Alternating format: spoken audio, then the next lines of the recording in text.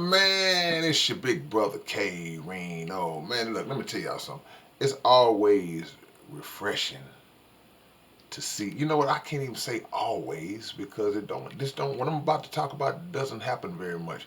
But it's refreshing to see and hear a black man stand on his word and on his actions and on his principles and on his beliefs in a world where every time a black man does so, he is forced to apologize even when he's telling the truth, even when he's speaking the truth, even when he's tweeting, retweeting, co-signing, thumbs upping the truth.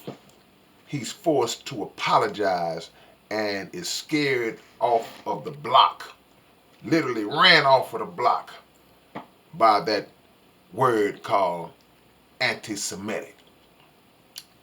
It was a beautiful thing to watch Kyrie Irving just stand his ground and let it be known that he would not stand down because he tweeted about a book called Hebrew the Negro, and they came out after him. The vultures came out, anti-Semitic, anti-Semitic, anti-Semitic, and they tried to run the same little naked bootleg, the same little flea flicker, the same little play that they run on black people over and over and over again, to try to make him reel those words back in or condemn his own action in his own tweet.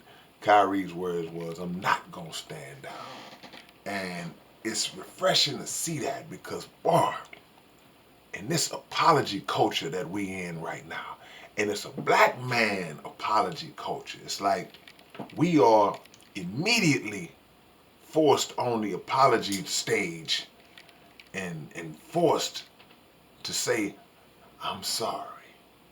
When in reality, the very act or the very statement that you apologizing for is something that you totally stood on and believed in when you said it or when you did it. But they've been able to strike that fear in so many of us. But I ain't gotta be right. I just feel like that this thing is starting to take a turn to where you're gonna start seeing a lot of more brothers stand up and sisters stand up and say what they want to say what they believe, and have the factual proof and evidence to back up what they're standing on, and they're not gonna bend their knee. They're not gonna cower down. I believe we're gonna start seeing more and more of that, and it's gonna really spark up um, a revolution in a sense, to where that threat of always calling a black person anti-Semitic or accusing a black person of using anti-Semitic language, that's not going to affect us anymore. You know. Now, I know some of y'all might be thinking something else. No, no, that ain't gonna work because a lot of these guys, their money is tied into this. A lot of these guys, their um, assets and their connections, their business partnerships and associations are tied into this. So you're gonna still see a lot of them apologizing and backtracking and foot shuffling and all that. And you might, but I just think that the gap is gonna close.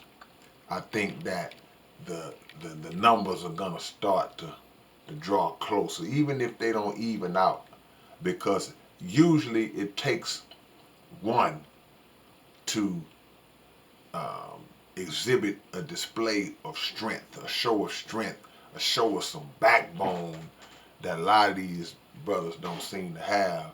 And sometimes that display of that show of backbone is inspiring to somebody else coming up, you know. And it may not be anybody from an older generation. You know, you're not gonna see some of these current multi billionaire, millionaire slash borderline billionaire black people, because they too far in. You know, like they always like to say, you know, certain old people are set in their ways, or certain they too far in. They too much in bed with the enemy like that But a lot of these youngsters coming up, once they get that knowledge, that is the definition of the sleeping giant. Once the sleeping giant is awoke, is that right? Awakened, awoke, whatever.